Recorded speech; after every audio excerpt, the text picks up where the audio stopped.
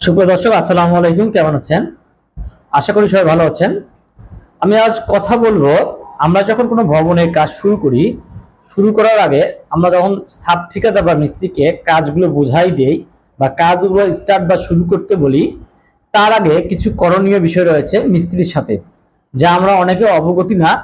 এই কারণেই আমরা কাজ শুরু করার পরে কাজের স্কোয়ার ফিটের উপর ডিপেন্ড করে মিস্ত্রি বা ঠিকাদারের সাথে একটু দ্বন্দ্ব লেগেই যায়, বা টাকা পয়সার লেনদেনের বিষয়ে অনেক ধরনের লেনদেন হয়ে যায় বা কোনো সমস্যা হয়ে যায়।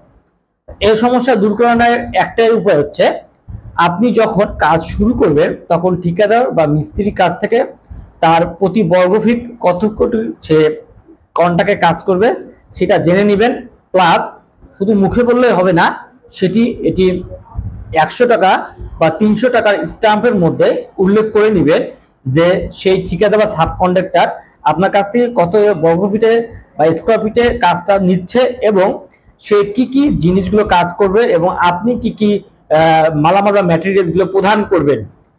এই বিষয়গুলো সুন্দরভাবে উল্লেখ করে নিয়ে একটি এগ্রিমেন্ট বা একটি চুক্তিপত্র অবশ্যই করবেন।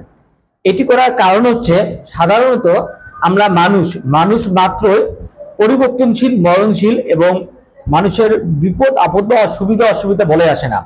সাপোজ একজন মিস্ত্রি আপনার ওখানে কাজ করার সময় কোনো দুর্ঘটনার কবলে পড়ে তার ক্ষতি হয়ে গেল এবং তার কাজ করার মতো কোনো ক্ষমতা নেই।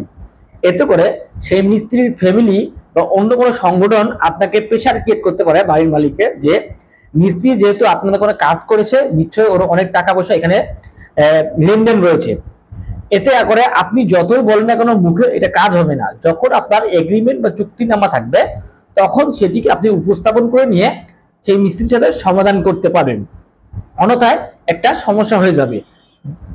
তদ্রূপ কোনো মালিক যদি অসুবিধার মোড়ে মরে, তখন মিস্ত্রি দাবি করে যে আমি এখানে অনেক টাকা পাই, এটা আমাকে ব্যবস্থা করে দিন।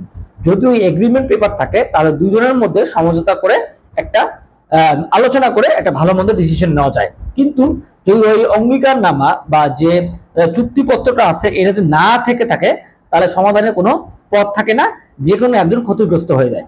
তাই আমি আশা রাখবো, যারা বাসা করতেছেন বা যে ছাপকলের ঠিকাদাররা বাসার কাজ করতেছে, তাহলে ছোট হোক বড় হোক, যেটা যদি কন্ট্রাক্টে কাজ হয়ে থাকে চুক্তির মাধ্যমে, তাহলে আপনি অবশ্যই এই চুক্তিনামাটা করে নেবেন, এগ্রিমেন্ট পেপার।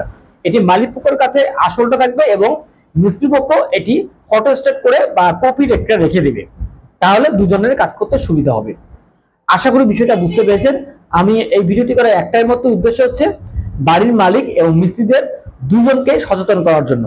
এটা কারো পক্ষ নিয়ে নয়, আমি সচেতন করার জন্য এই ভিডিওটি করা। ভালো থাকবেন, এআর ডিজাইনের পাশে থাকবেন। আসসালামু আলাইকুম।